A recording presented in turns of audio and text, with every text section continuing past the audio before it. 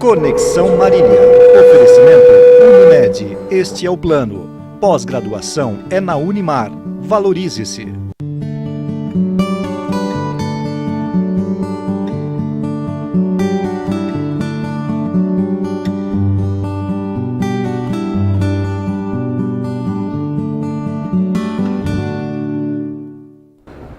Olá, muito boa noite. Estamos começando mais uma edição do programa Conexão aqui pelo seu canal 4. É sempre muito bom contar com a sua audiência, a sua participação. Conexão sempre em nome de Unimed Marília, cuidar bem da sua saúde. Este é o lema e o tema, e esse é o motivo da existência, e esse é o plano da Unimed para você, cuidar da sua saúde. E com a gente também a Oralsim Implantes Dentários, a rede de clínicas número 1 em implantes dentários no Brasil, e a água, nossa querida água Zelar, pessoal da Zelar Água Mineral, que fica ali na Frei Jacinto 391. Anote o telefone, eu disse que água 3454-3330. Lá você tem galões de 10, de 20 litros, descartáveis de 510 ml ou de 1,5 litro, caixas de copos de 200 e 300 ml, enfim, água é com a Zelar. Frei Jacinto 391, fone 3454-3330.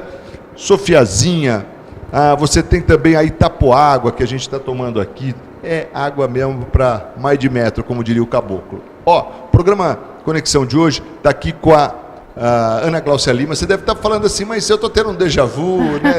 O Marcos já fez a abertura. Pois é, quem está assistindo agora, mais uma vez, e estava assistindo no programa inédito, preste atenção, nós tivemos um apagão aqui. A gente está falando de transtorno de ansiedade, então a gente teve um apagão, eu creio que foi em toda a universidade aqui, e aí retornou a energia, a gente está de volta. Então a gente perdeu aquele primeiro bloco, estamos refazendo aqui, e acho que muito oportuno, porque a gente está falando de transtorno de ansiedade, nós tivemos um momento aqui de tensão. Você imagina aqui no estúdio, apagam-se as luzes, uma gritaria total aqui dos alunos, né, que estão aqui, os acadêmicos, que é natural, né, aquela graça com um pouco de medo e preocupação também, o alvoroço. E aí a gente ficou aqui, e é claro que a primeira pergunta da Ana para mim foi: onde é a saída de emergência? Ana Gláucia Lima, obrigado pela tua presença aqui, boa noite. Obrigada, Marcos, com certeza, né? Eu penso que nós não somos imunes a essa ansiedade, esse medo que a gente teve, assim, um estímulo para poder sentir isso, né? Visto tudo que a gente tem vivenciado, então a gente acaba, é isso que a gente faz, gente, a gente acaba linkando as coisas. Isso quer dizer, né? Até interessante isso, o fato de a gente ter, assim, tantas... Bom, antes disso, Ana, peraí, até para ficar completo, vamos definir aí a transtornos de ansiedade. Nós temos pelo DSM, né, alguns subtipos de transtorno de ansiedade, que seria a ansiedade de separação, que a gente fala aí mais da separação de filhos mesmo com os pais e tal. O mutismo seletivo, que é quando o indivíduo ele decide não falar em situações que ele se sente exposto por algum trauma. Temos as fobias específicas, que são medos de barata, de aranha, ou medos específicos. Fobia social, que é o medo de se colocar em situações sociais, medo dessa exposição. Temos também o transtorno de ansiedade, a síndrome do pânico, que também tem aquela questão dos ataques de pânico. Temos a agorafobia, que é o medo, que é mais ou menos o que a gente falou, assim, é o medo de você estar num lugar e numa situação de emergência você não saber para onde sair, então eu evito aquele lugar, ônibus, shopping, enfim, elevador também. E temos também o transtorno de ansiedade generalizada, que a pessoa tem os sintomas de ansiedade de uma forma generalizada na sua vida. Então nós temos esses subtipos do transtorno de ansiedade. E é legal, porque só para a gente entender, assim, tem algumas situações que a gente nem associaria com ansiedade, e eu perguntava aqui com a Ana em off, assim, essa questão, por exemplo, do indivíduo que fica mudo. Eu jamais associaria isso à ansiedade. A ansiedade, eu imagino a pessoa ficar expansiva, mais comunicativa, mais falante e tal, mas o inverso pode acontecer. O inverso pode acontecer, porque, como diz a própria patologia, é um mutismo seletivo. Então, nos ambientes que aquele indivíduo ele se sente exposto, que ele se sente mais vulnerável, ao invés dele falar e tentar se expor e tentar se socializar, ele vai fazer o contrário como um mecanismo de defesa mesmo, né? Então existe esse mutismo seletivo. Ana, quais são, assim, os sintomas que acabam detectando ou chamando a atenção até dos familiares para que busque ajuda, porque há ali um problema realmente relacionado à ansiedade e de forma importante? Sim, a gente tem a diferença do que é normal, numa ansiedade normal, que é, por exemplo, o que aconteceu aqui com a gente ficou meio tenso com toda a situação.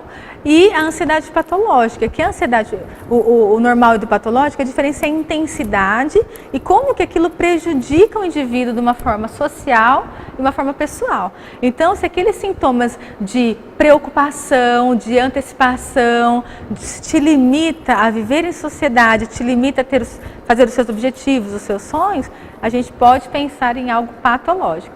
Porque a ansiedade, ela é presente na nossa vida, né? Todos nós somos um pouco ansiosos, até mesmo por conta do mundo que a gente está vivendo, a sociedade que a gente está vivendo. Verdade. Mas quando isso começa, por exemplo, e se o avião cair, então eu não vou viajar?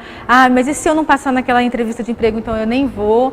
Então, se isso começar a me prejudicar enquanto indivíduo, eu posso pensar, talvez, num transtorno de ansiedade. E ele também tem que ter uma duração, né? Não pode ser assim, eu tive esse sintoma hoje, então eu estou com transtorno de ansiedade.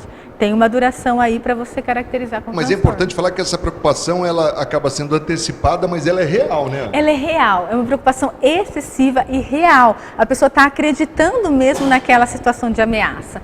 Porque é diferente do medo, como a gente falou. Sim. O medo, a gente tem um medo frente a um estímulo que é real ou que a gente interpreta como real. Eu tenho um medo de um cachorro, eu fiquei com medo quando as luzes apagaram, alguma coisa está errada para tudo ter um apagão. E como é que foi isso, por exemplo, sua experiência que você sentiu, já começou a suar frio? Eu fiquei muito tensa. Até porque você tem falado muito sobre isso, né? Quer dizer, e com isso você vai associando as tragédias que tem no cercado, né? Nós tivemos aí, Brumadinho, nós tivemos aí os meninos do Flamengo, nós tivemos aí hoje a queda do helicóptero do Boechat, nós tivemos um assalto à mão armada com a morte, o homicídio de um rapaz aqui em Garça, numa lotérica. Enfim, é muita tragédia. Então, por isso que para tão pouco tempo. É interessante como nós funcionamos. Todos nós somos seres humanos e funcionamos dessa forma. Nós fazemos os links. Se a gente está falando sobre, por exemplo, o que pegou fogo lá no CT do Flamengo e tudo, sei lá, apaga, eu falo, meu Deus, será que aqui vai pegar fogo também?